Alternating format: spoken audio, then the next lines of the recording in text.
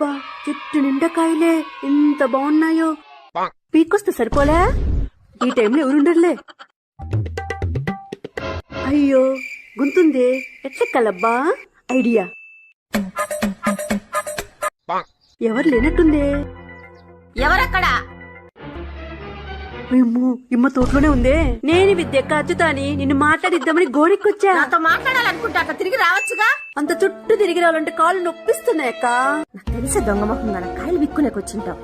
ఏమక్క ఈ మధ్య నీ కొడుకు పెళ్లి చేస్తే నీ కోడలు బాగా చూసుకుంటుందా? నా కోడలు బాగానే చూసుకుంటుంది కానీ అమ్మా, కాయలు కోసం కానీ సాయం కానీ దిగు. అమ్మో మాటలో పెట్టి కాయలు కోసింది కూడా చూస్తుంది. అయ్యో అక్క, మాటల్లో పెట్టి కాయలు పీకిన సంగతే మర్చిపోయాను. ఇదిగో అక్క, ఒక కాయ తీసుకో. ఇంట్లో చాలా పని ఉంది అక్క, వెళ్ళొస్తా. నా చెట్ల కాయలు కోసి నాకే ఇచ్చిపోతాను, దొంగ మొహంది. కర్మరా బాబు. అమ్మయ్య, ఏమన్నా అనుకోనిలే, కాయలైతే వచ్చినాయి చాలు.